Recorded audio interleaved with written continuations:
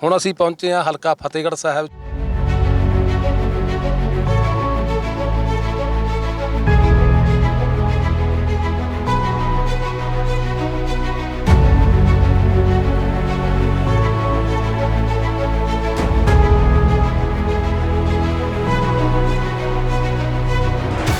मतलब तुसी ਕਿਹੜੀ ਚੀਜ਼ ਪੁੱਛੋਗੇ? 11 ਕਰੋੜ ਦਾ ਨਵਾਂ ਬਾਈਪਾਸ ਇੱਕ ਕੱਢਿਆ ਆ ਸ਼ਹਿਰ ਦੇ ਵਿੱਚੋਂ ਟ੍ਰੈਫਿਕ ਖਤਮ ਕਰਨ ਲਈ। 109 ਕਰੋੜ ਰੁਪਏ ਦੇ ਨਾਲ ਪਟਿਆਲਾ ਸਰਹੰਦ ਰੋਡ ਨੂੰ 4 ਲਾਈਨ ਕਰਨ ਦੀ, ਡਬਲ ਕਰਨ ਦੀ। ਬਹੁਤ ਗੰਦੀ ਹੱਡਾ ਰੋੜੀ ਸੀ, ਤੁਹਾਨੂੰ ਪਤਾ ਹੀ ਹੈ, ਮੱਥੇ ਦੇ ਉੱਤੇ ਉਹ ਚਕਵਾਈ ਹੈ। 350 ਕਰੋੜ ਰੁਪਏ ਦੇ ਨਾਲ ਜਿਹੜੀਆਂ 449 ਲਿੰਕ ਰੋਡਸ, ਜਿਹੜੀਆਂ ਪੇਂਡੂ ਰੋਡਸ ਹੈਗੀਆਂ ਨੇ, ਉਹ ਜਿਹੜੀਆਂ ਨੇ ਉਹਨਾਂ ਨੂੰ ਬਣਾਇਆ ਗਿਆ ਆ 449 ਫਿਰਨੀਆਂ ਤੇ ਰੋਡਸ। ਇੱਕ ਇਤਿਹਾਸ ਹੈ ਪੰਜਾਬ ਦੇ ਵਿੱਚ ਜਿਹੜੇ ਛੱਪੜਾਂ ਤੇ ਸੋਲਰ ਪੰਪ ਹੈਗੇ ਸੀਗੇ 100 ਮਨਜ਼ੂਰ ਹੋਏ ਸੀਗੇ, ਵੀ ਕੁਲਜੀਤ ਸਿੰਘ ਨਾਗਰਾ ਇਕੱਲੇ 75 ਲੈ ਗਏ। ਨਾ ਜੀ, 100 ਹੀ ਲੈ ਗਿਆ। ਨਵੀਂ ਇੱਕ ਪਿਰਤ ਪਾਈ ਹੈ ਕਿ ਛੱਪੜਾਂ ਦਾ ਪਾਣੀ ਸਾਡੇ ਲਈ ਸਭ ਤੋਂ ਵੱਡੀ ਸਮੱਸਿਆ ਪਿੰਡਾਂ ਦੀ। ਅਸੀਂ ਉਸੇ ਪਾਣੀ ਨੂੰ ਸੀਚੇਵਾਲ ਮਾਡਲ ਦੇ ਤਹਿਤ ਲਿਆ ਕੇ BOD ਲੈਵਲ ਘੱਟ ਕਰਕੇ ਅੱਜ ਉਹ ਪਾਣੀ ਸਾਡੇ ਫਸਲਾਂ ਲਈ ਵਰਦਾਨ ਸਿੱਧ ਹੋ ਰਿਹਾ। ਦੇਖੋ, ਜਿਹੜੀ ਚੀਜ਼ ਸਾਡੀ ਪ੍ਰੋਬਲਮ ਸੀ ਅੱਜ ਉਹ ਸਾਡੇ ਲਈ ਵਰਦਾਨ ਸਿੱਧ ਹੋ ਰਿਹਾ। ਇਹ ਕੁਲਜੀਤ ਸਿੰਘ ਨਾਗਰਾ ਦੀ ਗੱਲ ਨੂੰ ਨੱਬਲ ਤਾਂ ਮੈਂ ਕਹਿੰਦਾ ਹੀ ਨਹੀਂਗਾ, ਅਤੇ ਜਦੋਂ ਮੈਂ ਕਹਿੰਦਾ ਉਹਨੂੰ ਪੱਕੇ ਪੈਰੀਂ ਜਾ ਕੇ ਕਹਿੰਦਾ, ਫਿਰ ਕੋਈ ਵੀ ਮੈਨੂੰ ਅਜੇ ਤੱਕ ਕੋਈ ਵੀ ਇਹੋ ਜਿਹਾ ਵਿਅਕਤੀ ਨਹੀਂ ਮਿਲਿਆ ਜਿਹਨੇ ਮੇਰੀ ਗੱਲ ਨੂੰ ਮੋੜਿਆ ਹੋਵੇ, ਤੁਹਾਡੇ ਸਮੇਤ। ਪਹਿਲੀ ਗੱਲ ਤਾਂ ਸਾਹਿਬਜ਼ਾਦਿਆਂ ਦੀ ਬੜੀ ਕਿਰਪਾ ਆ, ਉਹਨਾਂ ਦਾ ਆਸ਼ੀਰਵਾਦ ਲੈ ਕੇ ਤੁਰੀਦਾ। ਫਤਿਹ ਜਿਹੜੀ ਹੈਗੀ ਹੈ ਉਹ ਝੋਲੀ 'ਚ ਪਾ ਕੇ ਤੋੜਦੇ ਨੇ। ਹੋਰ ਅਰਦਾਸ ਹੈ ਕਿ ਮੈਨੂੰ ਚੋਰ ਡਾਕੂ ਤੇ ਲਟੇਰਾ ਨਾ ਬਣਾਈ। ਜੇ ਮੈਨੂੰ ਉਸ ਲਾਈਨ 'ਚ ਪਾਉਣਾ ਆ ਤਾਂ ਫਿਰ ਮੈਨੂੰ ਕਿਸੇ ਚੀਜ਼ ਦੀ ਲੋੜ ਨਹੀਂ ਹੈਗੀ।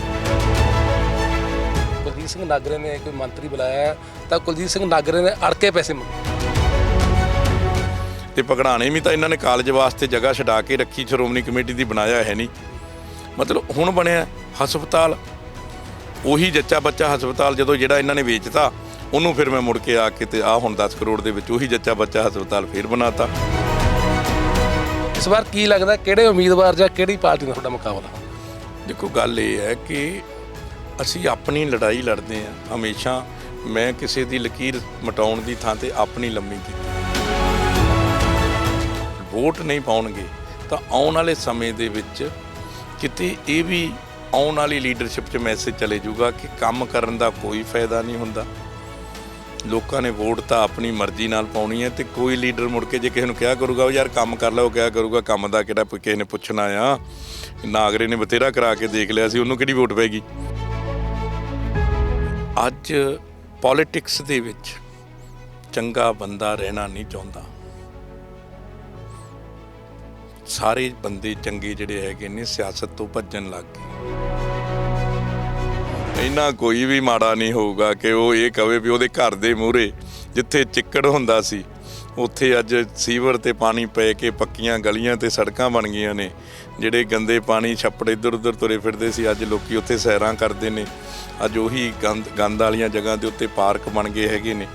ਅੱਜ ਉਹੀ ਹਸਪਤਾਲਾਂ ਦਾ ਸੁਧਾਰ ਹੋਇਆ, ਸਕੂਲਾਂ ਦਾ ਸੁਧਾਰ ਹੋਇਆ, ਨਵੀਆਂ ਚੀਜ਼ਾਂ ਸਾਰੀਆਂ ਆ ਗਈਆਂ ਨੇ। ਅਤੇ ਜੇ ਅੱਜ ਸਾਹਮਣੇ ਦਿਖੀ ਹੋਈ ਚੀਜ਼ ਨੂੰ ਵੀ ਕੋਈ ਅਣਗੌਲਿਆ ਕਰੂਗਾ ਤੇ ਫਿਰ ਆਪਣੇ ਨਾਲ ਧੋਖਾ ਕਰੂਗਾ। ਕੈਪਟਨ ਅਮਰਿੰਦਰ ਸਿੰਘ ਦੇ ਮੁਕਾਬਲੇ ਚਰਨਜੀਤ ਸਿੰਘ ਚੰਨੀ ਨੂੰ ਐਜ ਏ ਮੁੱਖ ਮੰਤਰੀ ਕਿਵੇਂ ਦੇਖਦੇ? ਕੈਪਟਨ ਅਮਰਿੰਦਰ ਸਿੰਘ ਦੇ ਮੁਕਾਬਲੇ ਦੇ ਵਿੱਚ ਇਹਦੇ 'ਚ ਕੰਮ ਕਰਨ ਦੀ ਕਪੈਸਿਟੀ 24 ਘੰਟੇ ਦੇ ਵਿੱਚੋਂ ਤਕਰੀਬਨ 18 ਘੰਟੇ ਹੈ। ਕੈਪਟਨ ਅਮਰਿੰਦਰ ਸਿੰਘ ਦੇ ਮੁਤਾਬਕ ਇਹ ਨਸ਼ਿਆਂ ਤੋਂ ਰਹਿਤ ਹੈ। ਉਹ ਮਿਲਦਾ ਨਹੀਂ ਸੀ ਕਿਸੇ ਨੂੰ, ਇਹਨੂੰ ਚਾਹੇ ਰਾਤ ਨੂੰ ਜਾ ਕੇ ਰਜਾਈ ਦੇ ਵਿੱਚ ਹੀ ਫੜ ਲਓ। ਇਹ ਪੰਚਾਇਤੀ ਫੈਸਲਿਆਂ ਦੇ ਉੱਤੇ ਵਿਸ਼ਵਾਸ ਰੱਖਦਾ ਕਿ ਸਾਰੇ ਬੈਠ ਕੇ ਕਰ ਲਈਏ ਆਪਾਂ ਵੀ ਕੀ ਕਰਨਾ ਚਾਹੀਦਾ, ਕਿਵੇਂ ਹੋਣਾ ਚਾਹੀਦਾ, ਅਤੇ ਉਹਦਾ ਡਿਕਟੇਟੋਰੀਅਲ ਰਾਜਿਆਂ ਵਾਲਾ ਐਟੀਟਿਊਡ ਹੁੰਦਾ ਸੀ। ਉਹਨੇ ਅਫਸਰਾਂ 'ਤੇ ਸਰਕਾਰ ਛੱਡੀ ਹੋਈ ਸੀ, ਇਹ ਲੀਡਰਾਂ ਦੇ ਨਾਲ ਸਰਕਾਰ ਚਲਾਉਂਦਾ ਹੈ।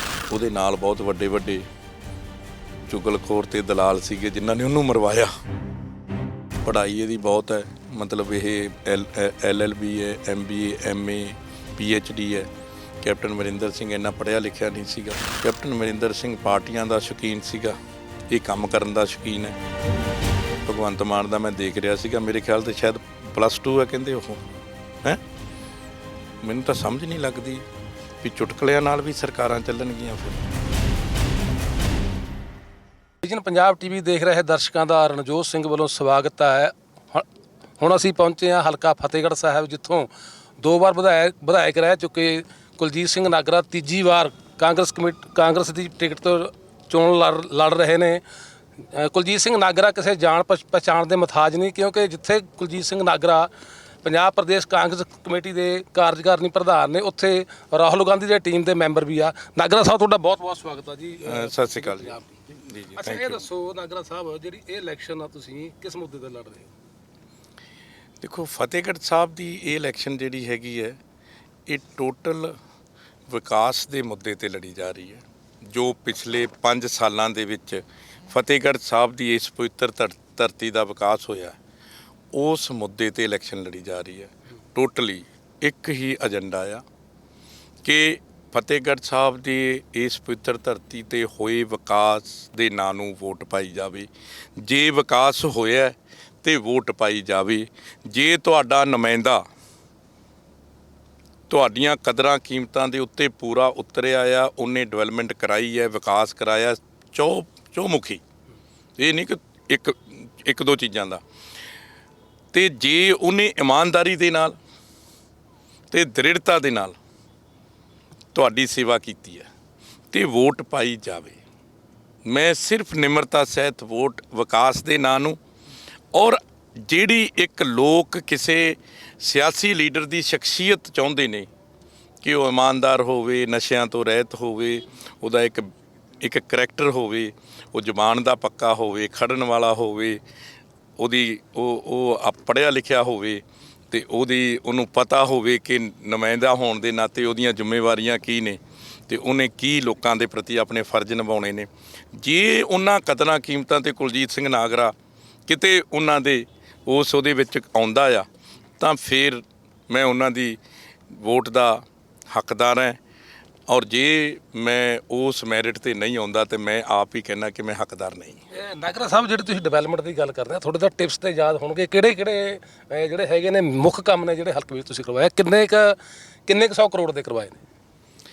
ਦੇਖੋ, ਜੇ ਤਾਂ ਤੁਸੀਂ ਮੇਰੇ ਤੋਂ ਲਿਸਟ ਪੁੱਛਣਾ ਚਾਹੋਗੇ ਤਾਂ ਘੱਟੋ ਘੱਟ 1-1.5 ਘੰਟਾ ਲੱਗੂਗਾ, ਪਰ ਮੈਂ ਤੁਹਾਨੂੰ ਮੁੱਖ ਕੰਮ ਦੱਸ ਦਿੰਦਾ ਆ। ਜਿਵੇਂ ਕਿ ਸਾਡੇ ਜ਼ਿਲ੍ਹਾ ਬਣਿਆ ਸੀ 92 ਦੇ ਵਿੱਚ, ਤੇ ਬੱਸ ਅੱਡਾ ਹੀ ਨਹੀਂ ਸੀ ਅੱਜ ਤੱਕ। ਨਵਾਂ ਬੱਸ ਅੱਡਾ ਬਣਿਆ, ਹੁਣੇ ਉੱਥੋਂ ਲੰਘ ਕੇ ਗਏ ਹੋ ਕੁਦਰਤੀ, ਤੁਸੀਂ ਉੱਧਰ ਵਿਜ਼ੂਅਲ ਵੀ ਦਿਖਾ ਸਕਦੇ ਸੀ। ਆਹ ਮੰਡੀ ਦੇ ਕੋਲੋਂ ਲੰਘ ਰਹੇ ਆ, ਦਾਣਾ ਮੰਡੀ ਦੇ ਵਿੱਚ ਨਵੇਂ ਫੜ ਬਣੇ ਨੇ, ਨਵੇਂ ਸ਼ੈੱਡ ਬਣੇ ਨੇ। ਆਹ ਜਿਹੜੀ ਸੜਕ ਤੋਂ ਲੰਘ ਰਹੇ ਹੋ, ਸਾਰੀ ਸੜਕ ਨਵੀਆਂ ਬਣੀਆਂ ਆ। ਤੇ ਜਿਹੜਾ ਇੱਕ 10 ਕਰੋੜ ਰੁਪਏ ਦਾ ਜੱਚਾ ਬੱਚਾ ਹਸਪਤਾਲ 50 ਬਿਸਤਰਿਆਂ ਦਾ ਬਣਿਆ ਆ। ਫਿਰ ITI ਬਣੀ ਹੈ, ਕੋਈ ਤਕਰੀਬਨ 8 ਤੋਂ 10 ਕਰੋੜ ਰੁਪਏ ਦਾ ITI ਕਾਲਜ ਪਗੜਾਣਾ ਵਿਖੇ ਬਣਿਆ ਆ। ਇੱਕ 60 ਪਿੰਡਾਂ ਦੀ ਵੱਖਰੀ ਸਬ ਤਹਿਸੀਲ ਪੰਜਾਬ ਦੇ ਵਿੱਚ ਇੱਕ ਹੀ ਸਬ ਤਹਿਸੀਲ ਬਣੀ ਹੈ ਇਹਨਾਂ 5 ਸਾਲਾਂ 'ਚੋਂ, ਫਤਿਹਗੜ੍ਹ ਸਾਹਿਬ ਬਣੀ ਹੈ। ਇਸੇ ਤਰੀਕੇ ਦੇ ਨਾਲ ਸਾਡੇ ਗੰਦਾ ਚੋਆ ਸੀ, ਤੁਹਾਨੂੰ ਪਤਾ ਹੀ ਹੈ, 100 ਏਕੜ ਦਾ ਬਹੁਤ ਵੱਡਾ ਚੋਆ ਸੀ, 2-2.5 ਕਿਲੋਮੀਟਰ ਦਾ, ਜਿਹਨੂੰ ਗੁਰਦੁਆਰਾ ਸਾਹਿਬ ਦੇ ਕੋਲ ਉਹਨੂੰ ਪੱਕਾ ਕਰਕੇ ਨਾਲ ਸੈਰਗਾਹਾਂ ਬਣਾਈਆਂ ਨੇ ਤੇ ਨਾਲ ਸੜਕਾਂ ਬਣਾਈਆਂ ਨੇ। ਤਕਰੀਬਨ ਪਹਿਲੀ ਵਾਰੀ ਇਤਿਹਾਸ 'ਚ ਹੋਇਆ ਕਿ 65 ਤੋਂ 67 ਨਵੀਆਂ ਲਿੰਕ ਸੜਕਾਂ ਇੱਕ ਪਿੰਡ ਤੋਂ ਦੂਜੇ ਪਿੰਡ ਨੂੰ ਜੋੜਨ ਵਾਲੀਆਂ, ਗੁਰਦੁਆਰਾ ਸਾਹਿਬ ਦੇ 5 ਕਿਲੋਮੀਟਰ ਦੇ ਘੇਰੇ ਦੇ ਵਿੱਚ ਨਵੀਆਂ ਸੜਕਾਂ, ਗੁਰਦੁਆਰਾ ਸਾਹਿਬ ਨੂੰ ਜਾਣ ਵਾਲੀਆਂ ਸਾਰੀਆਂ ਹੀ ਸੜਕਾਂ 4 ਮਾਰਗੀ, ਔਰ ਸੋਹਣੀਆਂ ਇੰਟਰਲੋਕ ਟਾਈਲਾਂ ਲਾ ਕੇ, ਸੰਗਮਰਮਰ ਲਾ ਕੇ ਗੁਰੂ ਦੇ ਘਰ ਦੇ ਨੂੰ ਸਮਰਪਿਤ ਕੀਤਾ ਆ। ਔਰ ਬਾਬਾ ਬੰਦਾ ਸਿੰਘ ਬਹਾਦਰ ਦਾ ਬੁੱਤ ਲਾ ਕੇ ਇੱਕ ਜਿਹੜੀ ਹੈਗੀ ਆ ਉਹਨਾਂ ਦੀ ਸ਼ਹਾਦਤ ਨੂੰ ਪ੍ਰਣਾਮ ਕੀਤਾ ਆ। ਇਹਦੇ ਨਾਲ ਹੀ ਤਹਿਸੀਲ ਦਫ਼ਤਰ ਨਵਾਂ ਬਣ ਰਿਹਾ, SDM ਦਫ਼ਤਰ ਨਵਾਂ ਬਣ ਰਿਹਾ, ਮਾਰਕੀਟ ਕਮੇਟੀ ਚਨਾਥਲ ਦਾ ਦਫ਼ਤਰ ਨਵਾਂ ਬਣ ਰਿਹਾ। ਮਤਲਬ ਤੁਸੀਂ ਕਿਹੜੀ ਚੀਜ਼ ਪੁੱਛੋਗੇ? 11 ਕਰੋੜ ਦਾ ਨਵਾਂ ਬਾਈਪਾਸ ਇੱਕ ਕੱਢਿਆ ਆ ਸ਼ਹਿਰ ਦੇ ਵਿੱਚੋਂ ਟ੍ਰੈਫਿਕ ਖਤਮ ਕਰਨ ਲਈ। ਇਸੇ ਤਰੀਕੇ ਦੇ ਨਾਲ ਸਾਡੇ ਜਿਹੜਾ ਹੈਗਾ ਆ 109 ਕਰੋੜ ਰੁਪਏ ਦੇ ਨਾਲ ਜਿਹੜੀ ਸਭ ਤੋਂ ਵੱਡੀ ਮੰਗ ਸੀਗੀ ਸਾਡੀ ਪਟਿਆਲਾ ਸਰਹੰਦ ਰੋਡ ਨੂੰ 4 ਲਾਈਨ ਕਰਨ ਦੀ, ਡਬਲ ਕਰਨ ਦੀ, ਉਹਦਾ ਟੈਂਡਰ ਹੋ ਕੇ ਤੇ ਕੰਮ ਅਲਾਟ ਹੋ ਗਿਆ ਆ। ਮਾਰਕਿੰਗ ਹੋ ਰਹੀ ਆ, ਦਰਖਤ ਕੱਟਣੇ ਸ਼ੁਰੂ ਹੋ ਜਾਣਗੇ। ਬਹੁਤ ਵੱਡਾ ਕੰਮ ਸੀਗਾ। ਸਰਹੰਦ ਲਾਂਡਰਾਂ ਰੋਡ ਕਦੀ ਬਣੀ ਹੋ ਨਹੀਂ ਸੀ 12 ਸਾਲਾਂ ਦੇ ਵਿੱਚ, ਔਰ ਲਾਂਡਰਾਂ ਵਾਲਾ ਚੌਂਕ ਜਿਹੜਾ ਸੀਗਾ ਤੋ ਆਪਾਂ ਦੇਖਦੇ ਹਾਂ ਕਿ ਕਿੱਡਾ ਡੈਡਲੌਕ ਸੀਗਾ। ਉਹ ਸਾਰਾ ਜਿਹੜਾ ਹੈਗਾ ਆ ਇਹੀ ਸਾਰਾ ਉਹ 27 ਕਰੋੜ ਰੁਪਏ ਦਾ ਸਾਰਿਆਂ ਨੇ ਮਿਲ ਕੇ ਅਸੀਂ ਉਹ ਕੀਤਾ। ਕਿੰਨੇ ਕੁ ਕੰਮ ਕਰਾਉਣਾ ਇੱਥੇ ਆ ਜਿੱਥੇ ਆਪਾਂ ਜਾ ਰਹੇ ਹਾਂ, ਇੱਥੇ ਬਹੁਤ ਗੰਦੀ ਹੱਡਾ ਰੋੜੀ ਸੀ, ਤੁਹਾਨੂੰ ਪਤਾ ਹੀ ਹੈ, ਮੱਥੇ ਦੇ ਉੱਤੇ ਉਹ ਚਕਵਾਈ ਹੈ। 350 ਕਰੋੜ ਰੁਪਏ ਦੇ ਨਾਲ ਜਿਹੜੀਆਂ 449 ਲਿੰਕ ਰੋਡਸ ਜਿਹੜੀਆਂ ਪੇਂਡੂ ਰੋਡਸ ਹੈਗੀਆਂ ਨੇ, ਉਹ ਜਿਹੜੀਆਂ ਨੇ ਉਹਨਾਂ ਨੂੰ ਬਣਾਇਆ ਗਿਆ ਆ 449 ਫਿਰਨੀਆਂ ਤੇ ਰੋਡਸ। ਇੱਕ ਇਤਿਹਾਸ ਹੈ ਇਹ, ਅੱਜ ਤੱਕ ਦੇ ਇਤਿਹਾਸ ਦੇ ਵਿੱਚ ਇੰਨੀਆਂ ਸੜਕਾਂ ਤੇ ਇੰਨਾ ਪੈਸਾ ਨਹੀਂ ਲੱਗਿਆ। 160 ਕਰੋੜ ਦੇ ਰੁਪਈਏ ਦੇ ਨਾਲ ਜਿਹੜੀ ਹੈਗੀ ਹੈ ਮਿਊਨਿਸਪਲ ਲਿਮਟ ਸਰਹੰਦ ਦੀ ਡਿਵੈਲਪਮੈਂਟ ਜਿਹੜੀ ਹੈ ਉਹ ਜਿਹੜੀ ਹੈਗੀ ਹੈ ਉਹ ਹੋਈ ਹੈ ਤੇ ਚੱਲ ਰਿਹਾ ਕੰਮ। ਅਜੇ ਤਾਂ 30-40 ਕਰੋੜ ਦਾ ਕੰਮ ਸਰਹੰਦ 'ਚ ਚੱਲ ਰਿਹਾ, ਮੇਰੇ ਖਿਆਲ 'ਚ ਸ਼ਾਇਦ 50 ਕਰੋੜ ਤੋਂ ਜ਼ਿਆਦਾ ਦਾ 60 ਕਰੋੜ ਦਾ ਕੰਮ ਪਿੰਡਾਂ ਦੇ ਵਿੱਚ ਅਜੇ ਚੱਲ। ਰੂਰਲ ਡਿਵੈਲਪਮੈਂਟ ਇੱਕ ਇਹੋ ਜਿਹਾ ਇਸ਼ੂ ਹੈ ਕਿ ਜਿਹਦੇ ਤੇ ਇੰਨਾ ਕੰਮ ਹੋਇਆ ਸੀਚੇਵਾਲ ਮਾਡਲ ਦੇ ਨਾਲ ਛੱਪੜਾਂ ਦਾ ਜੋ ਕੰਮ ਤੁਸੀਂ ਦੇਖਿਆ, ਨੈਸ਼ਨਲ ਅਵਾਰਡ ਮਿਲਿਆ ਸਾਨੂੰ ਉਹਦੇ ਤੇ, ਔਰ ਉਹਦੇ ਨਾਲ ਗੰਦੇ ਪਾਣੀ ਦੀ ਨਿਕਾਸੀ ਨੂੰ ਉਹ ਕਰਨ ਵਾਸਤੇ। ਇੱਥੇ ਹੀ ਨਹੀਂ, ਜਿੰਨੀਆਂ ਪਿੰਡਾਂ ਦੀਆਂ ਗਲੀਆਂ, ਸੜਕਾਂ, ਪਾਰਕ, ਸ਼ਮਸ਼ਾਨ ਘਾਟ, ਧਰਮਸ਼ਾਲਾ, ਕਮਿਊਨਿਟੀ ਸੈਂਟਰ, ਗਰਾਊਂਡ, ਜਿਮ, ਇੱਕ ਚੀਜ਼ ਜਿਹੜੀ ਸੀਗੀ ਉਹਨੂੰ ਕੀਤਾ ਗਿਆ ਹੈਗਾ ਆ। ਇਹਦੇ ਨਾਲ ਜਿੱਥੇ ਵੀ ਕਿਤੇ, ਚਾਹੇ ਐਨੀਮਲ ਹਸਬੈਂਡਰੀ ਦੇ ਨੂੰ ਲੈ ਲਓ, ਚਾਹੇ ਤੁਸੀਂ ਐਗਰੀਕਲਚਰ ਦੇ ਡਿਪਾਰਟਮੈਂਟ ਨੂੰ ਪਹਿਲੀ ਵਾਰੀ ਅਸੀਂ ਕੰਟਰੋਲ 'ਚ ਲੈ ਕੇ ਤੇ ਲੋਕਾਂ ਨੂੰ ਸਹੀ ਉਹਦਾ ਇਸਤੇਮਾਲ ਕਰਨ ਵਾਸਤੇ ਕੀਤਾ। ਲੋਕਾਂ ਨੂੰ ਪਤਾ ਹੀ ਨਹੀਂ ਮਹਿਕਮੇ ਹੈ ਕਿਹੜੇ ਨੇ ਇੱਥੇ ਕੰਮ ਕਰਦੇ। ਸੋਸ਼ਲ ਜਸਟਿਸ ਦੇ ਵਿੱਚ ਕੰਮ ਹੋਇਆ ਹੈ, ਆਦਰਸ਼ ਗ੍ਰਾਮ ਬਣਾਏ ਨੇ ਜਿਹੜੀਆਂ ਸਕੀਮਾਂ ਨੇ। ਸੋ ਐਸਸੀ ਕੰਪੋਨੈਂਟ ਪਲਾਨ ਦੇ ਵਿੱਚ ਪੈਸੇ ਜਿਹੜੇ ਨੇ ਲਏ, ਲੋਕਾਂ ਨੂੰ ਪਤਾ ਹੀ ਨਹੀਂ। ਸਭ ਤੋਂ ਵੱਡਾ ਕੰਮ ਜਿਹੜਾ ਹੋਇਆ ਹੈਗਾ ਆ 130 ਏਕੜ ਦੇ ਵਿੱਚ ਵਜ਼ੀਰਾਬਾਦ ਵਿਖੇ ਇੱਕ ਇੰਡਸਟਰੀਅਲ ਪਾਰਕ, ਜਿਹਦੇ 'ਚ ਵੱਡੀਆਂ ਦਵਾਈਆਂ ਦੀਆਂ ਫੈਕਟਰੀਆਂ ਆ ਰਹੀਆਂ ਆ, ਜਿਹਦੇ ਵਿੱਚ ਤਕਰੀਬਨ 8 ਤੋਂ 10 ਹਜ਼ਾਰ ਸਾਡੇ ਇੱਥੋਂ ਦੇ ਇਲਾਕੇ ਦੇ ਵਿੱਚ ਰੁਜ਼ਗਾਰ ਦੇ ਨੌਕਰੀਆਂ ਦੇ ਸਾਧਨ ਪੈਦਾ ਹੋਣਗੇ ਤੇ ਬਿਜ਼ਨਸ ਜਿਹੜਾ ਆ ਹੋਰ ਬਿਜ਼ਨਸ ਜਿਹੜਾ ਸਾਡੇ ਇਲਾਕੇ 'ਚ ਆਊਗਾ। ਇਸੇ ਤਰੀਕੇ ਨਾਲ ਏਅਰਪੋਰਟ ਤੋਂ ਲੈ ਕੇ ਝਾਮਪੁਰ, ਡੰਗੇੜੀਆਂ ਤੇ ਰੰਧਾਵੇ ਦੇ ਕੋਲੋਂ ਦੀ ਹੋ ਕੇ ਇੱਥੇ ਭੱਟ ਮਾਜਰੇ ਆ ਕੇ ਇੱਕ 100 ਫੁੱਟ ਦਾ ਨੈਸ਼ਨਲ ਹਾਈਵੇ ਮਨਜ਼ੂਰ ਹੋਇਆ ਆ, ਜਿਹਦੇ ਨਾਲ ਸਾਡੇ ਇਲਾਕੇ ਦੀ ਬਿਲਕੁਲ ਤਕਦੀਰ ਹੀ ਬਦਲ ਜੂਗੀ। ਸੋ ਆਹ ਇੰਡਸਟਰੀਅਲ ਏਰੀਆ ਡਿਕਲੇਅਰ ਕਰਾਇਆ GT ਰੋਡ ਦੇ ਦੋਨੇ ਸੱਜੇ ਤੇ ਖੱਬੇ ਪਾਸੇ। ਤੁਸੀਂ ਕਿੰਨਾ ਕੁ ਮਤਲਬ ਮੈਂ ਤੁਹਾਨੂੰ ਇਹ ਕਹਿ ਸਕਦਾ ਕਿ ਜੇ ਤੁਸੀਂ ਮੈਨੂੰ ਪੁੱਛਣਾ ਸ਼ੁਰੂ ਕਰੋਗੇ ਵੀ ਕਿਹੜੀ ਆ, ਅਜੇ ਤਾਂ ਤੁਹਾਨੂੰ ਮੈਂ ਉੱਪਰਲੀ ਲੇਆਊਟ ਦੱਸੀ ਹੈ, ਜੇ ਮੈਂ ਇਹਦੇ ਅੰਦਰ ਜਾ ਕੇ ਦੱਸਾਂ। ਨਾਗਰਾ ਸਾਹਿਬ ਇੱਕ ਗੱਲ ਇਹ ਵੀ ਚੱਲੀ ਹੈਗੀ ਆ ਵੀ ਪੰਜਾਬ ਦੇ ਵਿੱਚ ਜਿਹੜੇ ਛੱਪੜਾਂ ਤੇ ਸੋਲਰ ਪੰਪ ਹੈਗੇ ਸੀਗੇ 100 ਮਨਜ਼ੂਰ ਹੋਏ ਸੀਗੇ, ਵੀ ਕੁਲਜੀਤ ਸਿੰਘ ਨਾਗਰਾ ਇਕੱਲੇ 75 ਲੈ ਗਏ। ਨਾ ਜੀ 100 ਹੀ ਲੈ ਗਿਆ ਔਰ 100 ਦੇ ਵਿੱਚੋਂ ਜਿਹੜੇ ਕੁਝ ਪਿੰਡ ਸਾਡੇ ਵਿਚਾਰਿਆਂ, ਜਿਹੜੇ ਪਿੰਡਾਂ ਦੇ ਵਿੱਚ ਨੇ ਕਈ ਪੰਚਾਇਤਾਂ ਨੇ ਕਿਹਾ ਜੀ ਸਾਨੂੰ ਲੋੜ ਨਹੀਂ ਹੈਗੀ, ਉਹ ਫਿਰ ਵਾਪਸ ਮੈਂ ਉਹਨਾਂ ਨੂੰ ਕਿਹਾ ਵੀ ਕਿਸੇ ਹੋਰ ਨੂੰ ਦੇ ਦਿਓ। ਲੈ ਨਹੀਂ ਗਿਆ, ਕਿਸੇ ਨੂੰ ਪਤਾ ਹੀ ਨਹੀਂ ਗਾ ਕਿ ਇਹ ਵੀ ਕੰਮ ਕਰਨਾ ਹੈ। ਇੱਕ ਨਵੀਂ ਇੱਕ ਪਿਰਤ ਪਾਈ ਹੈ ਕਿ ਛੱਪੜਾਂ ਦਾ ਪਾਣੀ ਸਾਡੇ ਲਈ ਸਭ ਤੋਂ ਵੱਡੀ ਸਮੱਸਿਆ ਪਿੰਡਾਂ ਦੀ। ਅਸੀਂ ਉਸੇ ਪਾਣੀ ਨੂੰ ਸੀਚੇਵਾਲ ਮਾਡਲ ਦੇ ਤਹਿਤ ਲਿਆ ਕੇ BOD ਲੈਵਲ ਘੱਟ ਕਰਕੇ ਅੱਜ ਉਹ ਪਾਣੀ ਸਾਡੇ ਫਸਲਾਂ ਲਈ ਵਰਦਾਨ ਸਿੱਧ ਹੋ ਰਿਹਾ। ਦੇਖੋ, ਜਿਹੜੀ ਚੀਜ਼ ਸਾਡੀ ਪ੍ਰੋਬਲਮ ਸੀ ਅੱਜ ਉਹ ਸਾਡੇ ਲਈ ਵਰਦਾਨ ਸਿੱਧ ਹੋ ਰਿਹਾ। ਉਹ ਜਿਹੜਾ ਪਾਣੀ 2 ਫਸਲਾਂ ਨੂੰ 2 ਪਾਣੀ ਲਾ ਲੈਂਦਾ ਆ, ਉਹਦੇ 2 ਬੋਰੇ ਖਾਦ ਦੇ ਘੱਟ ਪੈਂਦੇ ਆ। ਅੱਜ ਪਿੰਡਾਂ ਦੇ ਲੋਕ ਇੱਥੋਂ ਤੱਕ ਆ ਗਏ ਨੇ ਜੀ ਮੈਂ ਲਾਉਣਾ। ਇੱਕ ਪਿੰਡ 'ਚ ਤਾਂ ਇਹ ਕਹਿਣ ਲੱਗ ਗਏ ਜੀ ਤੁਸੀਂ ਸਾਡੀ ਬੋਲੀ ਲਵਾ ਲਓ, ਪਾਣੀ ਦੀ ਅਸੀਂ ਪੈਸੇ ਦੇਵਾਂਗੇ। ਸੋ ਮੇਰੇ ਕਹਿਣ ਦਾ ਭਾਵ ਇਹ ਹੈ ਕਿ ਜਦੋਂ ਤੱਕ ਤੁਹਾਡੀ ਨੀਤੀ ਤੇ ਨੀਅਤ ਸਾਫ਼ ਹੋਵੇ ਔਰ ਤੁਹਾਨੂੰ ਪਤਾ ਹੋਵੇ ਕਿ ਕੰਮ ਕਰਨਾ ਕਿਵੇਂ ਹੈ ਤੇ ਕੰਮ ਹੋਣਾ ਕਿਵੇਂ ਹੈ, ਪਲੱਸ ਸਰਕਾਰ ਦੇ ਵਿੱਚ ਤੁਹਾਡੀ ਫਿਰ ਮਾੜੀ ਮੋਟੀ ਚੱਲਣੀ ਵੀ ਚਾਹੀਦੀ ਹੈ। ਤੁਹਾਡਾ ਇੰਨਾ ਕੁ ਤਾਂ ਜੈਕਾ ਲੀਡਰ ਦਾ ਹੋਣਾ ਚਾਹੀਦਾ ਆ ਕਿ ਜਿਹੜੀ ਗੱਲ ਕਿਸੇ ਉੱਪਰ ਕਹਿਤੀ, ਚਾਹੇ ਉਹ ਮੁੱਖ ਮੰਤਰੀ ਹੈ ਤੇ ਚਾਹੇ ਮੰਤਰੀ ਹੈ ਤੇ ਚਾਹੇ ਅਫਸਰ ਹੈ, ਤੇ ਫਿਰ ਉਹ ਵਾਪਸ ਨਾ ਆਵੇ। ਕੁਲਜੀਤ ਸਿੰਘ ਨਾਗਰਾ ਦੀ ਗੱਲ ਨੂੰ ਨੱਬਲ ਤਾਂ ਮੈਂ ਕਹਿੰਦਾ ਹੀ ਨਹੀਂ ਗਾ, ਤੇ ਜਦੋਂ ਮੈਂ ਕਹਿੰਦਾ ਉਹਨੂੰ ਪੱਕੇ ਪੈਰੀਂ ਜਾ ਕੇ ਕਹਿੰਦਾ, ਫਿਰ ਕੋਈ ਵੀ ਮੈਨੂੰ ਅਜੇ ਤੱਕ ਕੋਈ ਵੀ ਇਹੋ ਜਿਹਾ ਵਿਅਕਤੀ ਨਹੀਂ ਮਿਲਿਆ ਜਿਹਨੇ ਮੇਰੀ ਗੱਲ ਨੂੰ ਮੋੜਿਆ ਹੋਵੇ ਤੁਹਾਡੇ ਸਮੇਤ।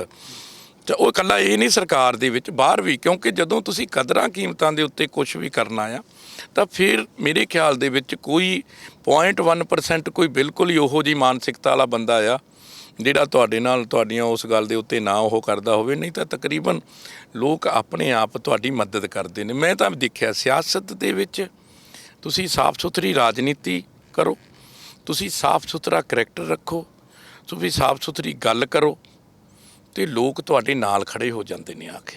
ਨਾਗਰਾ ਸਾਹਿਬ, ਜੇ ਇੰਨੇ ਡਿਵੈਲਪਮੈਂਟ ਹੋਣ ਦੇ ਬਾਵਜੂਦ ਵੀ ਲੋਕ ਫਤਵਾ ਮਤਲਬ ਕਿ ਨਹੀਂ ਦਿੰਦੇ ਤਾਂ ਫਿਰ ਮਨ ਦੇ ਵਿੱਚ ਕਿਤੇ ਨਾ ਕਿਤੇ ਤਾਂ ਫਿਰ ਲੋਕਾਂ ਪ੍ਰਤੀ ਸ਼ਿਕਵਾ ਤਾਂ ਰਹੂਗਾ ਹੀ ਨਾ। ਦੇਖੋ, ਉਹ ਸ਼ਿਕਵਾ ਤੇ ਚਲੋ ਹਰ ਇੱਕ ਵਿਅਕਤੀ ਦੇ ਦਿਮਾਗ ਦੇ ਵਿੱਚ ਕਿਤੇ ਨਾ ਕਿਤੇ ਗੱਲ ਆਉਂਦੀ ਆ, ਪਰ ਕੁਲਜੀਤ ਸਿੰਘ ਨਾਗਰਾ ਜਿਹੜਾ ਆ, ਪਹਿਲੀ ਗੱਲ ਤਾਂ ਸਾਹਿਬਜ਼ਾਦਿਆਂ ਦੀ ਬੜੀ ਕਿਰਪਾ ਆ, ਉਹਨਾਂ ਦਾ ਆਸ਼ੀਰਵਾਦ ਲੈ ਕੇ ਤੁਰੀਦਾ। ਫਤਿਹ ਜਿਹੜੀ ਹੈਗੀ ਆ ਉਹ ਝੋਲੀ 'ਚ ਪਾ ਕੇ ਤੋੜਦੇ ਨੇ, ਕਿਉਂਕਿ ਮੈਂ ਇੱਕ ਅਰਦਾਸ ਉੱਥੇ ਹਮੇਸ਼ਾ ਕਰਦਾ, ਸੱਚੇ ਪਾਤਸ਼ਾਹ ਮੈਂ ਤਾਂ ਇੰਨੇ ਯੋਗ ਨਹੀਂ ਸੀ, ਮੈਂ ਤਾਂ ਇੱਕ ਸਧਾਰਨ ਜੇ ਕਿਸਾਨ ਦਾ ਬੇਟਾ ਸੀ ਜਿਹਦੀ 10 ਕਿੱਲੇ ਜ਼ਮੀਨ ਸੀਗੀ, ਪੜ੍ਹਾਇਆ ਲਿਖਾਇਆ, ਠੀਕ ਹੈ, ਕਾਲਜਾਂ ਯੂਨੀਵਰਸਿਟੀਆਂ 'ਚੋਂ ਸਟੂਡੈਂਟ ਪੋਲੀਟਿਕਸ 'ਚੋਂ ਯੂਥ ਪੋਲੀਟਿਕਸ 'ਚੋਂ ਇੱਧਰਲੇ ਇੱਥੇ ਤੱਕ ਪਹੁੰਚੇ। ਪਰ ਇਹ ਸੇਵਾ ਜਿਹੜੀ ਮੇਰੀ ਝੋਲੀ 'ਚ ਪਾਈ ਆ, ਮੈਂ ਸ਼ਾਇਦ ਨਿਮਾਣਾ ਆ, ਇੰਨੇ ਯੋਗ ਨਹੀਂ ਸੀਗਾ, ਪਰ ਜੇ ਸੇਵਾ ਦਿੱਤੀ ਹੈ ਤਾਂ ਇੱਕ ਅਰਦਾਸ ਕਰਨਾ ਕਿ ਸੱਚੇ ਪਾਤਸ਼ਾਹ ਇਹਨੂੰ ਇਮਾਨਦਾਰੀ ਅਤੇ ਦ੍ਰਿੜਤਾ ਨਾਲ ਨਿਭਾਉਣ ਦਾ ਬਲ ਵੀ ਤੂੰ ਹੀ ਬਖਸ਼ਣਾ। ਔਰ ਇੱਕ ਹੋਰ ਅਰਦਾਸ ਹੈ ਕਿ ਮੈਨੂੰ ਚੋਰ ਡਾਕੂ ਅਤੇ ਲਟੇਰਾ ਨਾ ਬਣਾਈ, ਜੇ ਮੈਨੂੰ ਉਸ ਲਾਈਨ 'ਚ ਪਾਉਣਾ ਆ ਤਾਂ ਫਿਰ ਮੈਨੂੰ ਕਿਸੇ ਚੀਜ਼ ਦੀ ਲੋੜ ਨਹੀਂ ਹੈਗੀ। ਨਾਗਰਾ ਸਾਹਿਬ, ਅਸੀਂ ਲੋਕਾਂ ਨਾਲ ਗੱਲ ਕੀਤੀ ਹੈਗੀ ਹੈ, ਹਲਕੇ ਲੋਕਾਂ ਨਾਲ। ਲੋਕਾਂ ਦਾ ਇਹ ਵੀ ਕਹਿਣਾ ਹੈਗਾ ਵੀ ਜਦੋਂ ਵੀ ਕੋਈ ਮੰਤਰੀ ਆਇਆ ਹੈਗਾ, ਕੁਲਜੀਤ ਸਿੰਘ ਨਾਗਰੇ ਨੇ ਕੋਈ ਮੰਤਰੀ ਬੁਲਾਇਆ ਤਾਂ ਕੁਲਜੀਤ ਸਿੰਘ ਨਾਗਰੇ ਨੇ ਅੜ ਕੇ ਪੈਸੇ ਮੰਗੇ। ਦੇਖੋ, ਗੱਲ ਇੱਦਾਂ ਆ, ਮੈਂ ਜਦੋਂ ਵੀ ਕੋਈ ਆਪਣੇ ਮੁੱਖ ਮੰਤਰੀ ਸਾਹਿਬ ਜਾਂ ਮੰਤਰੀ ਸਾਹਿਬਾਨ ਸਤਿਕਾਰਯੋਗ ਜਿੰਨੇ ਵੀ ਇੱਥੇ ਆਏ ਨੇ ਜਾਂ ਕੋਈ ਅਫਸਰ ਵੀ ਆਇਆ ਆ, ਤਾਂ ਮੈਂ ਆਪਣੇ ਇਲਾਕੇ ਦਾ ਹੱਕ ਮੰਗਿਆ ਆ। ਇਸ ਸ਼ਹੀਦਾਂ ਦੀ ਪਵਿੱਤਰ ਧਰਤੀ ਫਤਿਹਗੜ੍ਹ ਸਾਹਿਬ ਨੂੰ ਅਣਗੌਲਿਆ ਕੀਤਾ ਗਿਆ। ਪਹਿਲਾਂ ਬਹੁਤ ਸਾਲ, ਤਕਰੀਬਨ 25 ਸਾਲ ਅਣਗੌਲੀ ਕੀਤੀ ਗਈ। ਯਾਰ, ਡਿਸਟ੍ਰਿਕਟ ਹੈੱਡਕੁਆਟਰ ਬਣਾਤਾ, ਕੋਈ ਸੜਕ ਸ਼ਹਿਰ ਦੀ 4 ਲਾਈਨ ਨਹੀਂ ਕੀਤੀ, ਗੁਰਦੁਆਰਾ ਸਾਹਿਬ ਨੂੰ ਜਾਣ ਵਾਲੀਆਂ ਸੜਕਾਂ ਨਹੀਂ ਡਬਲ ਕੀਤੀਆਂ, ਬੱਸ ਅੱਡਾ ਨਹੀਂ ਬਣਾਇਆ, ਕੋਈ ਸਟੇਸ਼ਨ 'ਤੇ ਕੰਮ ਨਹੀਂ ਕੀਤਾ, ਕੋਈ ਹਸਪਤਾਲ 'ਚ ਕੰਮ ਨਹੀਂ ਕੀਤਾ 25 ਸਾਲਾਂ 'ਚ, ਕੋਈ ਸਕੂਲਾਂ 'ਚ ਕੰਮ ਨਹੀਂ ਕੀਤਾ। ਤੁਸੀਂ ਅੱਜ ਸਾਡੇ ਸਕੂਲ ਜਾ ਕੇ ਦੇਖੋ, ਮੈਂ ਦਾਅਵਾ ਕਰਦਾ ਜਾਂ ਕੋਈ ਪ੍ਰਾਈਵੇਟ ਸਕੂਲ ਸਾਡੇ ਸਰਕਾਰੀ ਸਕੂਲਾਂ ਦਾ ਮੁਕਾਬਲਾ ਕਰ ਲਵੇ। ਅੱਛਾ ਨਾਗਰਾ ਸਾਹਿਬ, ਇੱਕ ਵਾਰ ਤੁਸੀਂ ਵਿਧਾਨ ਸਭਾ ਦੇ ਵਿੱਚ ਇਹ ਗੱਲ ਉਠਾਈ ਸੀਗੀ ਕਿ ਪ੍ਰਕਾਸ਼ ਸਿੰਘ ਬਾਦਲ ਨੇ 5 ਵਾਰ ਮੁੱਖ ਮੰਤਰੀ ਹੁੰਦੇ ਆ, ਫਤਿਹਗੜ੍ਹ ਸਾਹਿਬ ਦੇ ਵਿੱਚ ਇੱਕ ਇੱਟ ਵੀ ਨਹੀਂ ਲਾਈ। ਉਹ 'ਚ ਕਿੰਨੀ ਕੁ ਸੱਚਾਈ ਆ? ਮੈਨੂੰ ਦੱਸੋ, ਤੁਸੀਂ ਤਾਂ ਅੱਖਾਂ ਸਾਹਮਣੇ, ਤੁਹਾਡੇ ਸਾਹਮਣੇ ਇੱਕ ਹਸਪੀਟਲ ਬਾਬਾ ਜ਼ੋਰਾਵਰ ਸਿੰਘ ਬਾਬਾ ਫਤਿਹ ਸਿੰਘ ਜੀ ਦੇ ਨਾਂ 'ਤੇ ਜੱਚਾ ਬੱਚਾ ਹਸਪਤਾਲ ਇੱਕ 2002 ਤੋਂ 2007 ਦੀ ਗੌਰਮੈਂਟ ਦੇ ਵਿੱਚ ਸ਼ੁਰੂ ਹੋਇਆ ਸੀਗਾ। 2.5 ਕਰੋੜ ਰੁਪਈਆ ਵੀ ਲੱਗ ਗਿਆ ਸੀ ਪੀਰ ਜੈਨ ਵਿਖੇ, ਅਤੇ 3.5 ਏਕੜ ਜ਼ਮੀਨ ਆ ਉਹਦੀ, ਅਤੇ ਇਹਨਾਂ ਨੇ ਤਾਂ ਉਹਨੂੰ ਵੀ ਵੇਚਣ ਲਾਤਾ ਸੀ। ਬਣਾਉਣਾ ਤਾਂ ਕੀ ਸੀ? ਅਦਾਰਾ ਤਾਂ ਦੱਸੋ ਕਿਹੜਾ ਬਣਾਇਆ ਆ? ਫਤਿਹਗੜ੍ਹ ਸਾਹਿਬ ਦੇ ਵਿੱਚ ਕਿਹੜਾ ਬਣਾਇਆ? ਅੱਜ ਕਾਲਜ, ਮੈਂ ITI ਕਾਲਜ ਗੁਰੂ ਤੇਗ ਬਹਾਦਰ ਸਾਹਿਬ ਦੀ ਚਰਨ ਛੋਹ ਪ੍ਰਾਪਤ ਧਰਤੀ ਭਗੜਾਣੇ ਬਣਾਇਆ ਗੁਰੂ ਮਹਾਰਾਜ ਦੀ ਕਿਰਪਾ ਨਾਲ। ਸਬ ਤਹਿਸੀਲ ਬਣਾਉਣ ਵਾਸਤੇ ਚੌੜਾ ਸਾਹਿਬ ਜ਼ੋਰ ਲਾ ਹਟੇ ਕਿ ਚਨਾਥਲ ਨੂੰ ਬਣਾ ਦਿਓ, ਤੁਹਾਨੂੰ ਵੀ ਪਤਾ ਹੈ। ਅਤੇ ਅੱਜ ਹੁਣ ਆ ਕੇ ਉਹਨਾਂ ਦੀ ਮਤਲਬ ਸੁਰਗਵਾਸ ਹੋਣ ਤੋਂ ਬਾਅਦ ਇਹ ਜਿਹੜੀ ਉਹਨਾਂ ਦੀ ਵਿਸ਼ ਪੂਰੀ ਹੋਈ ਹੈ। ਅਤੇ ਭਗੜਾਣੇ ਵੀ ਤਾਂ ਇਹਨਾਂ ਨੇ ਕਾਲਜ ਵਾਸਤੇ ਜਗ੍ਹਾ ਛਡਾ ਕੇ ਰੱਖੀ, ਸ਼੍ਰੋਮਣੀ ਕਮੇਟੀ ਦੀ, ਬਣਾਇਆ ਹੈ ਨਹੀਂ। ਮਤਲਬ ਹੁਣ ਬਣਿਆ ਹਸਪਤਾਲ, ਉਹੀ ਜੱਚਾ ਬੱਚਾ ਹਸਪਤਾਲ, ਜਦੋਂ ਜਿਹੜਾ ਇਹਨਾਂ ਨੇ ਵੇਚਤਾ ਉਹਨੂੰ ਫਿਰ ਮੈਂ ਮੁੜ ਕੇ ਆ ਕੇ ਅਤੇ ਹੁਣ 10 ਕਰੋੜ ਦੇ ਵਿੱਚ ਉਹੀ ਜੱਚਾ ਬੱਚਾ ਹਸਪਤਾਲ ਫਿਰ ਬਣਾਤਾ। ਤੋ ਇਸ ਕਰਕੇ ਉਹੀ ਚੋਆ ਆ ਜਿਹੜਾ ਪੱਕਾ ਹੋਇਆ ਆ, ਜਿਹਨੂੰ ਕਹਿੰਦੇ ਸੀ ਅਸੀਂ ਸੈਰਗਾ ਬਣਾਵਾਂਗੇ। ਤੁਹਾਨੂੰ ਪਤਾ ਹੀ ਹੈ, ਤੁਸੀਂ ਤਾਂ ਇੱਥੇ ਹੀ ਸੀਗੇ। ਨਾਗਰਾ ਸਾਹਿਬ, ਤੁਸੀਂ ਬੜੇ ਧਨਾੜ ਹਰਾਏ ਨੇ 2 ਵਾਰ, ਇਸ ਵਾਰ ਕੀ ਲੱਗਦਾ ਕਿਹੜੇ ਉਮੀਦਵਾਰ ਜਾਂ ਕਿਹੜੀ ਪਾਰਟੀ ਨਾਲ ਤੁਹਾਡਾ ਮੁਕਾਬਲਾ ਹੋਣਾ? ਦੇਖੋ, ਗੱਲ ਇਹ ਹੈ ਕਿ ਅਸੀਂ ਆਪਣੀ ਲੜਾਈ ਲੜਦੇ ਹਾਂ ਹਮੇਸ਼ਾ। ਮੈਂ ਕਿਸੇ ਦੀ ਲਕੀਰ ਮਿਟਾਉਣ ਦੀ ਥਾਂ 'ਤੇ ਆਪਣੀ ਲੰਮੀ ਕੀਤੀ ਹੈ। ਉਮੀਦਵਾਰ ਸਾਰੇ ਹੀ ਆਪਣੀ ਆਪਣੀ ਲੜਾਈ ਲੜਦੇ ਨੇ, ਕਿਉਂਕਿ ਜੇ ਮੈਂ ਕਹਿ ਦੇਵਾਂ ਫਲਾਣੇ ਨਾਲ ਹੈ ਜਾਂ ਫਲਾਣੇ ਨਾਲ ਹੈ, ਮੈਨੂੰ ਐਂ ਲੱਗਦਾ ਕਿ ਇਹ 4 ਕਾਰਨਰ ਕੰਟੈਸਟ ਹੈ ਸਾਡੇ ਇੱਥੇ, ਅਤੇ ਹੋਰ ਵੀ ਕਈ ਨਾਲ ਤੁਰੇ ਫਿਰਦੇ ਹੈਗੇ ਆ। ਪਰ ਮੇਰੇ ਕਹਿਣ ਦਾ ਭਾਵ ਇਹ ਹੈ ਕਿ 4 ਪਾਰਟੀਆਂ ਦੇ ਵਿੱਚ ਕਾਫੀ ਜ਼ਬਰਦਸਤ ਕੰਟੈਸਟ ਹੈਗਾ ਆ, ਔਰ ਉਹਦੇ ਵਿੱਚ ਮੈਨੂੰ ਪੂਰਨ ਆਸ ਹੈ ਕਿ ਲੋਕ ਸਾਨੂੰ ਜਿੱਤ ਦਾ ਫਤਵਾ ਦੇਣਗੇ। ਇਸ ਸਾਹਿਬਜ਼ਾਦਿਆਂ ਦੀ ਧਰਤੀ ਦੇ ਉੱਤੇ ਜਿਸ ਇਮਾਨਦਾਰੀ ਅਤੇ ਦ੍ਰਿੜਤਾ ਦੇ ਨਾਲ ਕੰਮ ਕੀਤਾ ਆ, ਜਿਸ ਦਿਨ ਰਾਤ ਇੱਕ ਕਰਕੇ ਮੈਂ ਅਤੇ ਮੇਰੇ ਪਰਿਵਾਰ ਨੇ ਕੰਮ ਕੀਤਾ, ਤੁਸੀਂ ਦੇਖਿਆ ਆ, ਅਤੇ ਉਹਦੇ 'ਚ ਮੈਨੂੰ ਪੂਰਨ ਆਸ ਹੈ ਕਿ ਲੋਕ ਇਸ ਹਲਕੇ ਦੇ ਹੋਏ ਵਿਕਾਸ ਨੂੰ ਵੋਟ ਪਾਉਣਗੇ। ਕਿਉਂਕਿ ਜੇ ਲੋਕ ਇੰਨੇ ਕੰਮ ਹੋਣ ਤੋਂ ਬਾਅਦ ਵੀ ਵੋਟ ਨਹੀਂ ਪਾਉਣਗੇ ਤਾਂ ਆਉਣ ਵਾਲੇ ਸਮੇਂ ਦੇ ਵਿੱਚ ਕਿਤੇ ਇਹ ਵੀ ਆਉਣ ਵਾਲੀ ਲੀਡਰਸ਼ਿਪ 'ਚ ਮੈਸੇਜ ਚਲੇ ਜਾਊਗਾ ਕਿ ਕੰਮ ਕਰਨ ਦਾ ਕੋਈ ਫਾਇਦਾ ਨਹੀਂ ਹੁੰਦਾ। ਲੋਕਾਂ ਨੇ ਵੋਟ ਤਾਂ ਆਪਣੀ ਮਰਜ਼ੀ ਨਾਲ ਪਾਉਣੀ ਹੈ, ਅਤੇ ਕੋਈ ਲੀਡਰ ਮੁੜ ਕੇ ਜੇ ਕਿਸੇ ਨੂੰ ਕਿਹਾ ਕਰੂਗਾ ਉਹ ਯਾਰ ਕੰਮ ਕਰ ਲਓ, ਕਿਹਾ ਕਰੂਗਾ ਕੰਮ ਦਾ ਕਿਹੜਾ ਕਿਸੇ ਨੇ ਪੁੱਛਣਾ ਆ, ਨਾਗਰੇ ਨੇ ਬਥੇਰਾ ਕਰਾ ਕੇ ਦੇਖ ਲਿਆ ਸੀ, ਉਹਨੂੰ ਕਿਹੜੀ ਵੋਟ ਪੈਗੀ। ਇਹ ਜਿਹੜੀ ਧਾਰਨਾ ਬਣੂਗੀ, ਜਿਹੜੀ ਪਿਰਤ ਪਊਗੀ, ਇਹ ਆਉਣ ਵਾਲੇ ਸਮੇਂ ਦੇ ਵਾਸਤੇ ਬਹੁਤ ਖਤਰਨਾਕ ਹੋ ਜੂਗੀ। ਅੱਜ ਮੈਂ ਤੁਹਾਡੇ ਚੈਨਲ ਦੇ ਥਰੂ ਅਪੀਲ ਕਰਨੀ ਚਾਹੁੰਦਾ ਹਾਂ ਪੰਜਾਬ ਦੇ ਲੋਕਾਂ ਨੂੰ, ਫਤਿਹਗੜ੍ਹ ਸਾਹਿਬ ਦੇ ਹਲਕੇ ਦੇ ਲੋਕਾਂ ਨੂੰ, ਕਿ ਅੱਜ ਪੋਲੀਟਿਕਸ ਦੇ ਵਿੱਚ ਚੰਗਾ ਬੰਦਾ ਰਹਿਣਾ ਨਹੀਂ ਚਾਹੁੰਦਾ। ਸਾਰੇ ਬੰਦੇ ਚੰਗੇ ਜਿਹੜੇ ਹੈਗੇ ਨੇ ਸਿਆਸਤ ਤੋਂ ਭੱਜਣ ਲੱਗ ਗਏ, ਅਤੇ ਉਹ ਲੋਕ ਜਿਹੜੇ ਸਿਆਸਤ ਨੂੰ ਬਿਜ਼ਨਸ ਬਣਾ ਕੇ, ਸਿਆਸਤ ਤੋਂ ਫਾਇਦਾ ਲੈ ਕੇ, ਸਿਆਸਤ ਨੂੰ ਆਪਣੇ ਅਤੇ ਆਪਣੇ ਪਰਿਵਾਰ ਅਤੇ ਆਪਣੇ ਜਾਇਦਾਦ ਦੇ ਵਿਕਾਸ ਲਈ ਵਰਤਦੇ ਨੇ, ਉਹਨਾਂ ਲੋਕਾਂ ਦੀ ਬਹੁਤਾਤ ਹੋ ਰਹੀ ਹੈ।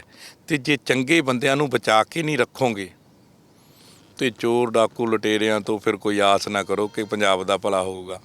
ਨਾਗਰਾ ਸਾਹਿਬ, ਜਿਵੇਂ ਤੁਸੀਂ ਡਿਵੈਲਪਮੈਂਟ ਕਰਾਈ ਹੈ, ਡਿਵੈਲਪਮੈਂਟ ਦਾ ਉੱਤੇ ਵੋਟਾਂ ਮੰਗ ਰਹੇ ਹੋ, ਲੱਗਦਾ ਹੈ ਕਿ ਵੀ ਕੁਲਜੀਤ ਸਿੰਘ ਨਾਗਰਾ ਮਤਲਬ ਕੋਈ ਹੈਟ੍ਰਿਕ ਲਾਉਣ ਜਾ ਰਿਹਾ? ਮੈਨੂੰ ਪੂਰਨ ਵਿਸ਼ਵਾਸ ਹੈ, ਕਿਉਂਕਿ ਮੈਂ ਆਪਣੇ ਗੁਰੂ 'ਤੇ ਭਰੋਸਾ ਕਰਦਾ, ਅਤੇ ਗੁਰੂ ਦੇ ਰੂਪ ਦੇ ਵਿੱਚ ਸੰਗਤ ਹੁੰਦੀ ਹੈ। ਇੰਨਾ ਤਾਂ ਕੋਈ ਵੀ ਮੈਨੂੰ ਨਹੀਂ ਲੱਗਦਾ ਵੀ ਕੋਈ ਇੰਨਾ ਕੋਈ ਵੀ ਮਾੜਾ ਨਹੀਂ ਹੋਊਗਾ ਕਿ ਉਹ ਇਹ ਕਹੇ ਵੀ ਉਹਦੇ ਘਰ ਦੇ ਮੂਹਰੇ ਜਿੱਥੇ ਚਿੱਕੜ ਹੁੰਦਾ ਸੀ ਉੱਥੇ ਅੱਜ ਸੀਵਰ 'ਤੇ ਪਾਣੀ ਪੈ ਕੇ ਪੱਕੀਆਂ ਗਲੀਆਂ ਅਤੇ ਸੜਕਾਂ ਬਣ ਗਈਆਂ ਨੇ।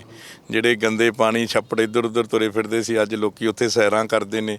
ਅੱਜ ਉਹੀ ਗੰਦ ਵਾਲੀਆਂ ਜਗ੍ਹਾ ਦੇ ਉੱਤੇ ਪਾਰਕ ਬਣ ਗਏ ਹੈਗੇ ਨੇ। ਅੱਜ ਉਹੀ ਹਸਪਤਾਲਾਂ ਦਾ ਸੁਧਾਰ ਹੋਇਆ, ਸਕੂਲਾਂ ਦਾ ਸੁਧਾਰ ਹੋਇਆ, ਨਵੀਆਂ ਚੀਜ਼ਾਂ ਸਾਰੀਆਂ ਆ ਗਈਆਂ ਨੇ। ਅਤੇ ਜੇ ਅੱਜ ਇਹ ਸਾਹਮਣੇ ਦਿਖੀ ਹੋਈ ਚੀਜ਼ ਨੂੰ ਵੀ ਕੋਈ ਅਣਗੌਲਿਆ ਕਰੂਗਾ ਅਤੇ ਫਿਰ ਆਪਣੇ ਨਾਲ ਧੋਖਾ ਕਰੂਗਾ। ਅੱਛਾ ਨਾਗਰਾ ਸਾਹਿਬ, ਇਹ ਦੱਸੋ ਤੁਸੀਂ ਕੈਪਟਨ ਅਮਰਿੰਦਰ ਸਿੰਘ ਦੇ ਮੁਕਾਬਲੇ ਚਰਨਜੀਤ ਸਿੰਘ ਚੰਨੀ ਨੂੰ ਐਜ਼ ਏ ਮੁੱਖ ਮੰਤਰੀ ਕਿਵੇਂ ਦੇਖਦੇ ਹੋ? ਦੇਖੋ, ਕੈਪਟਨ ਅਮਰਿੰਦਰ ਸਿੰਘ ਦੇ ਮੁਕਾਬਲੇ ਚਰਨਜੀਤ ਸਿੰਘ ਚੰਨੀ ਬਤੌਰ ਮੁੱਖ ਮੰਤਰੀ ਬਹੁਤ ਹੀ ਕਾਬਲ ਮੁੱਖ ਮੰਤਰੀ ਜਿੰਨੇ ਕੁ ਦਿਨ ਉਹਨੂੰ ਮਿਲੇ। ਕੈਪਟਨ ਅਮਰਿੰਦਰ ਸਿੰਘ ਦੇ ਮੁਕਾਬਲੇ ਦੇ ਵਿੱਚ ਇਹਦੇ 'ਚ ਕੰਮ ਕਰਨ ਦੀ ਕਪੈਸਿਟੀ 24 ਘੰਟੇ ਦੇ ਵਿੱਚੋਂ ਤਕਰੀਬਨ 18 ਘੰਟੇ ਹੈ। ਕੈਪਟਨ ਅਮਰਿੰਦਰ ਸਿੰਘ ਦੇ ਮੁਤਾਬਕ ਇਹ ਨਸ਼ਿਆਂ ਤੋਂ ਰਹਿਤ ਹੈ। ਕੈਪਟਨ ਅਮਰਿੰਦਰ ਸਿੰਘ ਦੇ ਮੁਤਾਬਕ ਉਹ ਮਿਲਦਾ ਨਹੀਂ ਸੀ ਕਿਸੇ ਨੂੰ, ਇਹਨੂੰ ਚਾਹੇ ਰਾਤ ਨੂੰ ਜਾ ਕੇ ਰਜਾਈ ਦੇ ਵਿੱਚ ਹੀ ਫੜ ਲਓ। ਅਤੇ ਕੈਪਟਨ ਅਮਰਿੰਦਰ ਸਿੰਘ ਦੇ ਮੁਤਾਬਕ ਇਹ ਮਤਲਬ ਜਿਹੜੀ ਹੈਗੀ ਹੈ ਪੰਚਾਇਤੀ ਫੈਸਲਿਆਂ ਦੇ ਉੱਤੇ ਵਿਸ਼ਵਾਸ ਰੱਖਦਾ ਕਿ ਸਾਰੇ ਬੈਠ ਕੇ ਕਰ ਲਈਏ ਆਪਾਂ ਵੀ ਕੀ ਕਰਨਾ ਚਾਹੀਦਾ, ਕਿਵੇਂ ਹੋਣਾ ਚਾਹੀਦਾ। ਅਤੇ ਉਹਦਾ ਡਿਕਟੇਟੋਰੀਅਲ ਰਾਜਿਆਂ ਵਾਲਾ ਐਟੀਟਿਊਡ ਹੁੰਦਾ ਸੀ। ਉਹਨੇ ਅਫਸਰਾਂ 'ਤੇ ਸਰਕਾਰ ਛੱਡੀ ਹੋਈ ਸੀ, ਇਹ ਲੀਡਰਾਂ ਦੇ ਨਾਲ ਸਰਕਾਰ ਚਲਾਉਂਦਾ ਹੈ। ਉਹਦਾ ਜਿਹੜਾ ਸੀਗਾ ਸਟਾਈਲ ਜਿਹੜਾ ਸੀਗਾ, ਉਹਦੇ ਨਾਲ ਬਹੁਤ ਵੱਡੇ ਚੁਗਲਖੋਰ ਅਤੇ ਦਲਾਲ ਸੀਗੇ ਜਿਨ੍ਹਾਂ ਨੇ ਉਹਨੂੰ ਮਰਵਾਇਆ, ਅਤੇ ਇਹ ਘੱਟੋ ਘੱਟ ਉਹਦੇ ਤੋਂ ਬਚਿਆ ਹੋਇਆ ਆ। ਸੋ ਪੜ੍ਹਿਆ ਹੋਇਆ ਬਹੁਤ ਹੈ, ਪੜ੍ਹਾਈ ਇਹਦੀ ਬਹੁਤ ਹੈ, ਮਤਲਬ ਇਹ LLB ਹੈ, MBA MA PhD ਹੈ। ਕੈਪਟਨ ਅਮਰਿੰਦਰ ਸਿੰਘ ਇੰਨਾ ਪੜ੍ਹਿਆ ਲਿਖਿਆ ਨਹੀਂ ਸੀਗਾ। ਕੈਪਟਨ ਅਮਰਿੰਦਰ ਸਿੰਘ ਪਾਰਟੀਆਂ ਦਾ ਸ਼ੌਕੀਨ ਸੀਗਾ, ਇਹ ਕੰਮ ਕਰਨ ਦਾ ਸ਼ੌਕੀਨ ਹੈ। ਜਿਵੇਂ ਹੁਣ ਤੁਸੀਂ ਭਗਵੰਤ ਮਾਨ ਦਾ ਮੈਂ ਦੇਖ ਰਿਹਾ ਸੀਗਾ, ਮੇਰੇ ਖਿਆਲ 'ਤੇ ਸ਼ਾਇਦ +2 ਹੈ ਕਹਿੰਦੇ ਉਹ ਹੈ। ਮੈਨੂੰ ਤਾਂ ਸਮਝ ਨਹੀਂ ਲੱਗਦੀ ਵੀ ਚੁਟਕਲਿਆਂ ਨਾਲ ਵੀ ਸਰਕਾਰਾਂ ਚੱਲਣਗੀਆਂ। ਫਿਰ ਸਟੇਜ 'ਤੇ ਖੜ੍ਹ ਕੇ ਹਸਾ ਦਿਆ ਕਰੂਗਾ ਵੀ ਬੱਲੇ ਬੱਲੇ, ਕਦੀ ਕਿੱਕਲੀ ਪਾਤੀ, ਕਦੀ ਕੁਛ ਹੋਰ ਕਰਤਾ, ਜਾਂ ਮਤਲਬ ਕੋਈ ਕਵਿਤਾ ਸੁਣਾ ਦਿਆ ਕਰੂਗਾ। ਜਾਂ ਸਰਕਾਰਾਂ ਚਲਾਉਣ ਲਈ ਤਾਂ ਬਹੁਤ ਵੱਡੀ ਪੜ੍ਹਾਈ ਚਾਹੀਦੀ ਹੈ। ਨਾਗਰਾ ਸਾਹਿਬ, ਤੁਹਾਡੇ ਨਾਲ ਚੋਣ ਕੰਪੇਨ ਦੇ ਵਿੱਚ ਹੋਰ ਕਿਹੜਾ ਪਰਿਵਾਰਕ ਮੈਂਬਰ ਚੱਲ ਰਿਹਾ? ਮੇਰੇ ਤਾਂ ਚੋਣ ਕੰਪੇਨ 'ਚ ਨਹੀਂ, ਮੇਰੇ ਤਾਂ ਸਾਰਾ ਕੰਮ ਦੇ ਵਿੱਚ ਵੀ ਮੈਨੂੰ ਪਰਿਵਾਰ ਦੇ ਮੈਂਬਰ ਜਿਹੜੇ ਹੈਗੇ ਨੇ ਉਹ ਪੂਰਾ ਸਾਥ ਦਿੰਦੇ ਰਹੇ ਨੇ। ਔਰ ਸਾਰੇ ਹੀ ਮੇਰਾ ਪਰਿਵਾਰ ਦੇ ਮੈਂਬਰ, ਚਾਹੇ ਮੇਰੇ ਭਰਾ ਨੇ, ਚਾਹੇ ਮੇਰੇ ਬੇਟੇ ਨੇ, ਚਾਹੇ ਮੇਰੀ ਵਾਈਫ ਹੈ, ਚਾਹੇ ਮੇਰੇ ਹੋਰ ਰਿਸ਼ਤੇਦਾਰ ਨੇ, ਚਾਹੇ ਮੇਰੇ ਦੋਸਤ ਨੇ। ਤੁਹਾਨੂੰ ਪਤਾ ਮੇਰੀ ਤਾਂ ਜਿਹੜੀ ਪੋਲੀਟਿਕਸ ਹੀ ਮੇਰੇ ਦੋਸਤਾਂ ਅਤੇ ਭਰਾਵਾਂ ਦੇ ਸਿਰ ਦੇ ਉੱਤੇ ਹੈਗੀ ਹੈ। ਨਾ ਮੈਨੂੰ ਇਹ ਫਿਕਰ ਹੈ ਕਿ ਮੈਨੂੰ ਪੈਸਾ ਕਿੱਥੋਂ ਆਉਣਾ ਆ, ਅਤੇ ਨਾ ਮੈਨੂੰ ਇਹ ਫਿਕਰ ਹੈ ਕਿ ਮੇਰੇ ਕੰਮ ਨੂੰ ਹੋਰ ਕਿੰਨੇ ਕਰਨਾ ਹੈ। ਇੱਕ ਬਹੁਤ ਵੱਡੀ ਟੀਮ ਹੈ ਦੋਸਤਾਂ ਦੀ ਜਿਹੜੀ ਹਮੇਸ਼ਾ ਮੇਰੀ ਪਿੱਠ 'ਤੇ ਆ ਕੇ ਖੜੀ ਹੋ ਜਾਂਦੀ ਹੈ, ਅਤੇ ਉਹਨਾਂ ਨੂੰ ਕੋਈ ਲਾਲਚ ਨਹੀਂ ਹੁੰਦਾ। ਇਹ ਸਨ ਕੁਲਜੀਤ ਸਿੰਘ ਨਾਗਰਾ। ਬਸ ਅੱਜ ਇੰਨਾ ਹੀ, ਕੱਲ੍ਹ ਫੇਰ ਮਿਲਾਂਗੇ।